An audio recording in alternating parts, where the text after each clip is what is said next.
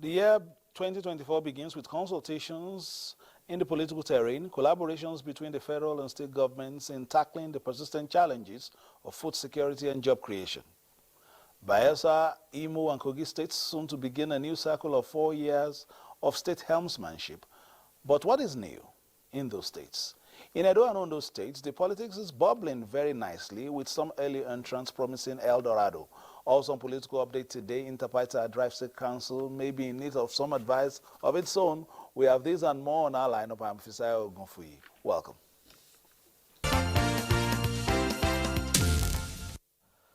The federal government is demonstrating its commitment to agriculture in the activation of its different food security programs. President Bola Tinubu has spent the first week of the new year meeting with governors of Gombe, Jigawa, and Niger to discuss collaborations in the agri sector.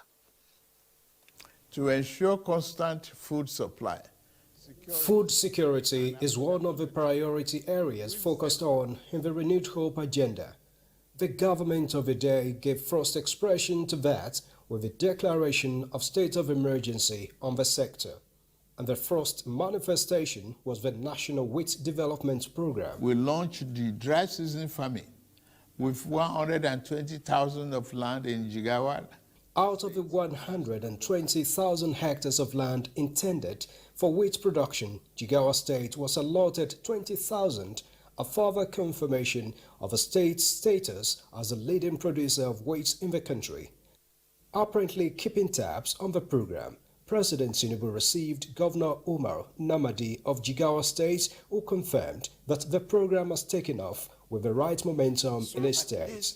With the extension services we have provided, and with all the support we have provided for, especially for land clearing, especially for harrowing, that we have supported the farmers, that has given them an opportunity to cultivate more. Somebody who was doing 1 hectare now is ready to do hectares because of the support he has from the federal government and from the support he has from the state government. President Tinubu also received Governor Mohammed Inuwa Yahya of Gombe State, one of the states designated for agro-processing zones by the federal government. We've set up an industrial park where we can process all the raw materials, all the agri-produce that we have in the state.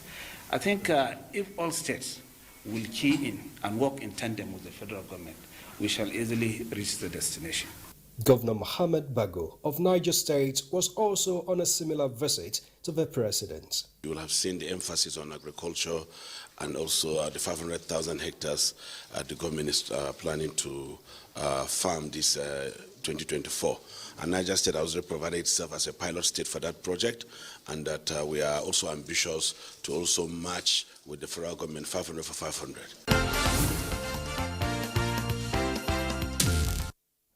Bayelsa State Governor Senator Doyediri has urged his River State counterpart, Similaye Fubara, to work for peace in order for his vision to develop the state to be actualized. Governor Diri stated this when Governor Fubara visited him at his country home. Fubara's first official visit to the state since he assumed office on May 29, 2023. Senator Diri said the importance of peace cannot be overemphasized as no development can take place where there is crisis. He cautioned against ethnic coloration to the crisis, insisting that the Ikwere of Rivers and the Ijaw of both Rivers and Bayelsa were one and cannot afford to fight each other, as it will amount to a senseless battle between brothers. While expressing willingness to forge closer ties with the Rivers governor, in the interest of both states, Diri welcomed Fubara's olive branch to find an amicable solution to the legal tussle between both states. Why should we be happy that there is a crisis in Rivers State? No, 1,000 times no. We will be interested in peace. However, in doing so also, there must be equity and justice. Governor Siminalaye Fubara said his visit was to foster unity and seek areas of collaboration between both states. While thanking the people of Bayelsa for their solidarity, Fubara said he will forge a closer relationship with Diri, which will enable both states make progress. We have a lot of things in Rivers State that actually we formed by these two states. I know we don't have this before, but from this particular moment, whatever it is,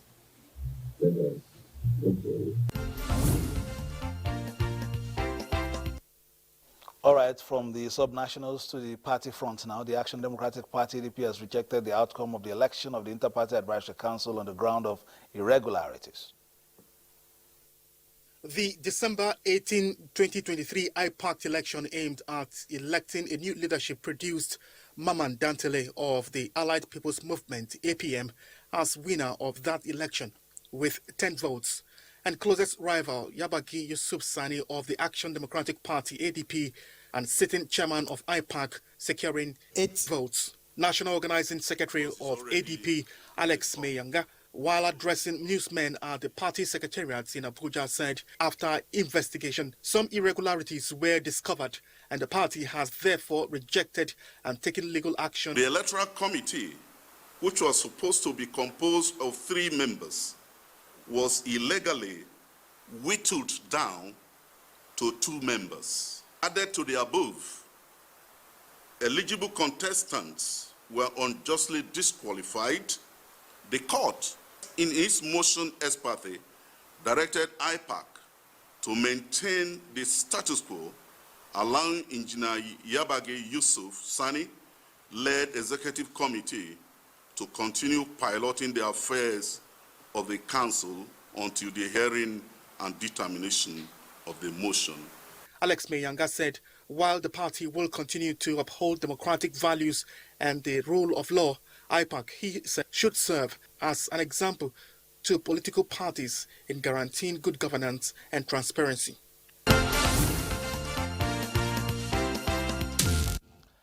The national chairman of the Allied People's Movement, APM, and the chairman-elect, perhaps even the national chairman of the body, Yusuf Dantale, joins us now. I wanted to go to other issues, but because of some of the things you just saw in that, perhaps you want to react to the objection by the ADP. Good afternoon and Happy New Year, Nigerians, and Happy New Year. It is very funny what I just watched. And Dr. Miyaga is somebody I respect so much, but I think he's a victim of what he just did too, because he doesn't understand what he did. The funny thing there is, number one, who set up the Electoral Committee? Engineer Yusuf Yabagi was the presiding officer at the General Assembly meeting where the Electoral Committee was set up. Engineer Yusuf Yabagi was the presiding officer where the appeal committee, in short, he was even, to be fair to him, he introduced the appeal committee that in event that anything goes wrong with the election, people, candidates can appeal. He set up these things. All these things happened on that. He didn't reject any of these things in the beginning. So, and after the election of just 19 political parties, he was present. All the members were present.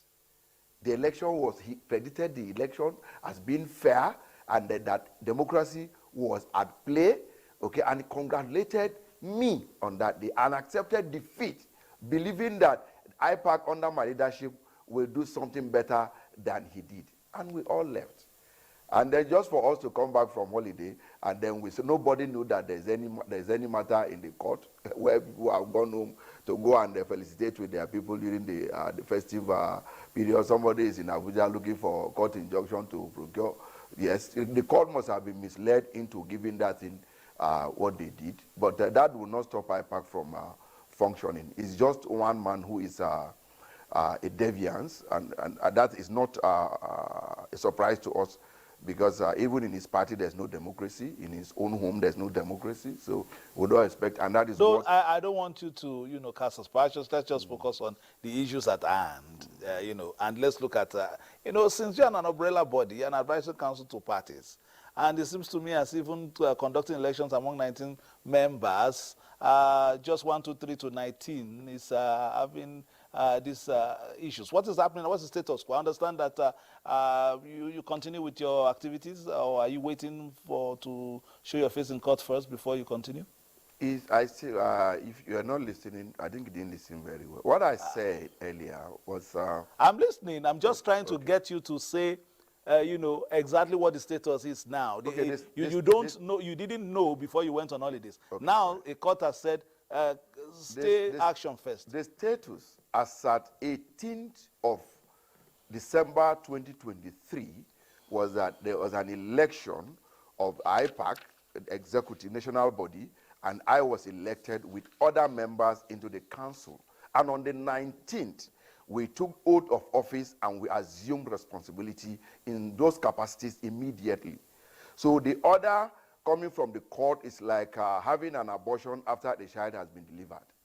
So it is for us to discuss, to go back to the court, because it was a holiday. I don't know how they call it, but the court was a holiday court that the document has been sent back to the CJ. Now that the holiday courts, I think their tenure terminated yesterday by 6 o'clock. So the full judicial activities will resume by Monday. So from there, we'll take it up. But as it stands, I want you to understand that IPAC have no crisis. We don't have any problem. It's just one man who feel what he has been doing in his family, what he has been doing in his party, he can still do it in IPAC. IPAC is bigger than me and him put together. Well, we'll keep, that space open to see how things, pan out from there. But we now need to look at, the operations and, the brief before IPAC. You've seen some of the things happening, and, government's efforts since the new administration came on.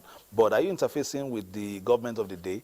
Or do you intend to do that on key solutions, on solutions in key sectors of the economy? Or are you playing a role of robust opposition? Let's take it from APM first before we go to IPAC. To drive home your point, for instance, to make sure what you want government to do is done. IPAC is an advisory body.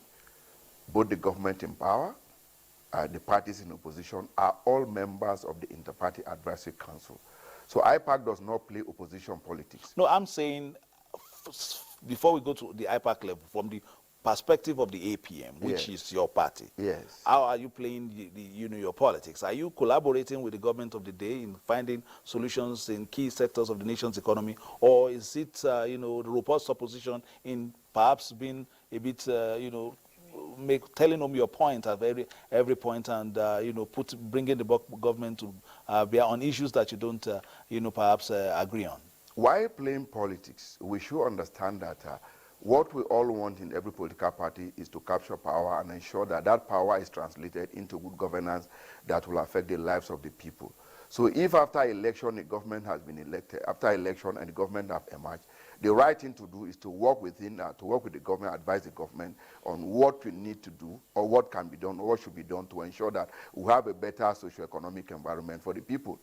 So, and then now that God has given me the position of the chairmanship of all the umbrella body of all political parties, I will equally use that this office to ensure that we reach out to the appropriate authority to see how we can bring Nigerian together under one plan. It won't be easy, but it's a difficult thing, but it's possible to see how we can have a better socio-economic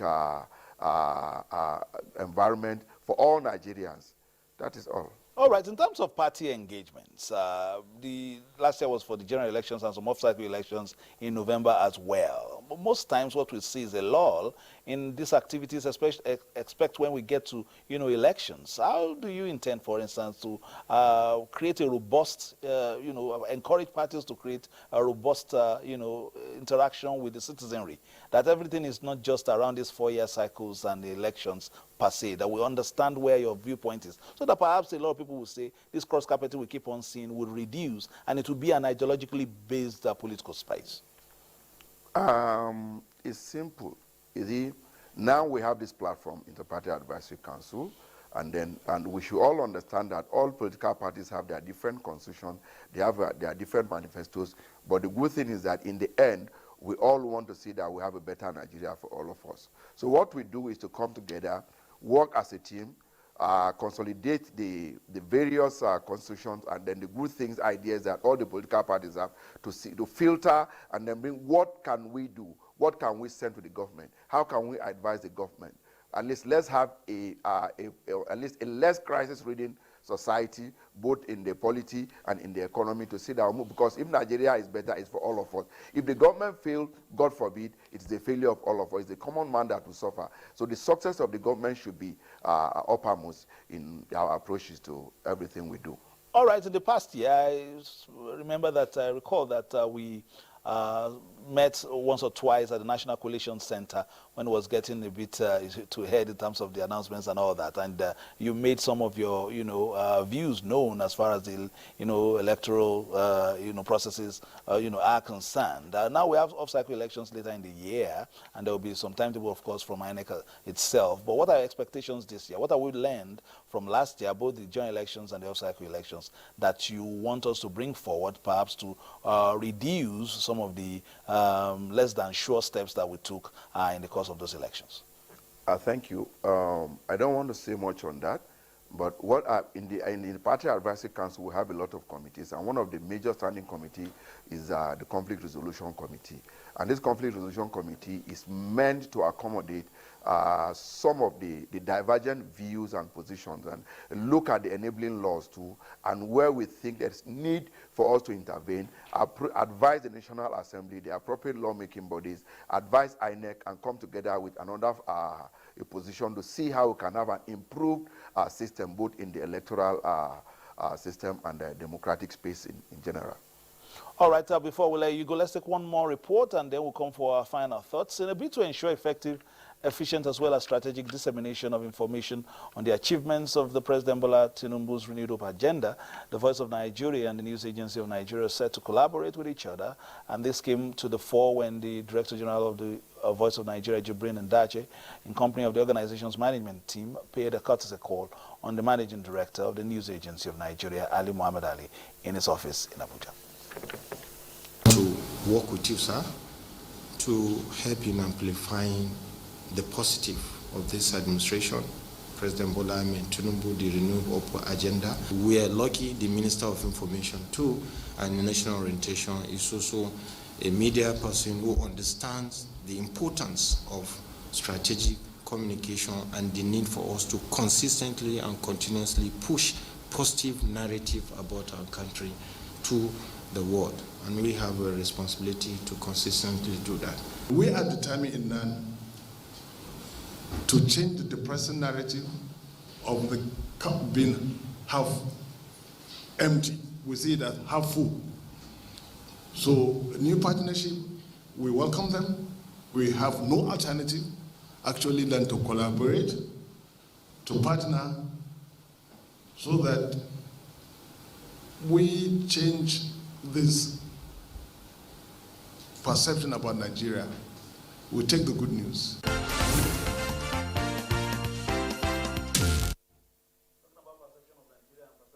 Nigerian politics, we still have the national chairman of the Allied People's Movement, APM, Yusuf Dantale, and he is also the head of the Inter-Party Advisory Council.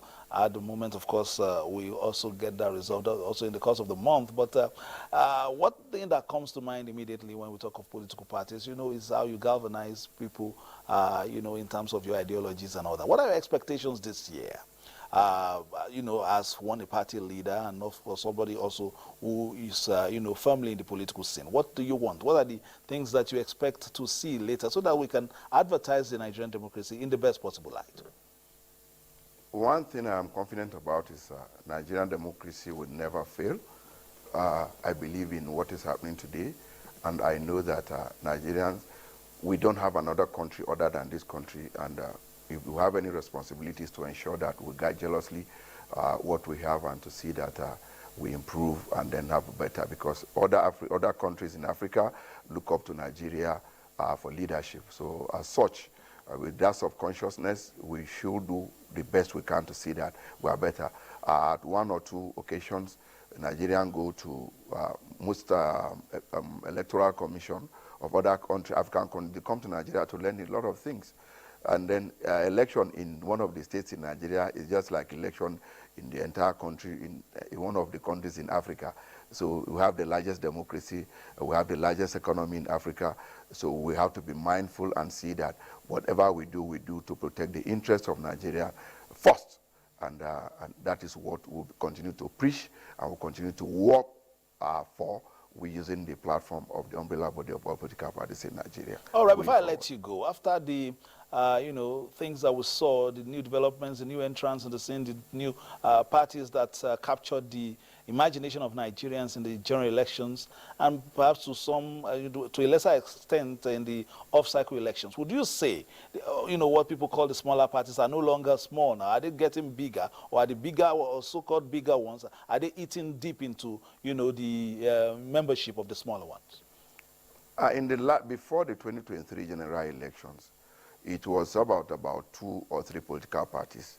But with the new innovations with INEC, with the introduction and efficiency of IREV and BIVAS in INEC, you see other political parties like Labour Party and the NNPP and then a few others, they came up, they won 1 seat.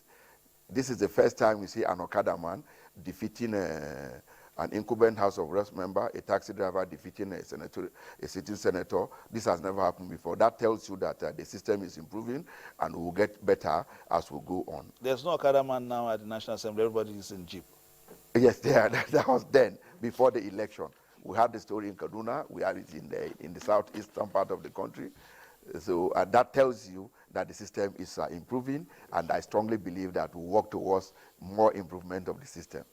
All right, permit my comedy, but that's how it has been for this week. We hope that we'll see you again very shortly so that we perhaps see the template for what the political parties want to do for Nigerians in terms of engagement and perhaps capturing our imagination and participation in the course of the year. That has been Yusuf Dantele, National Chairman of the Allied People's Movement, APM, on Political Update for today. We'll be back again on Tuesday for a brighter package. My name is Fisayo Ogunfi. Thanking you for staying tuned. And between now and then, please play your politics for the greater good and keep it locked on Nigerian Television Authority for news, reviews, previews, and interviews.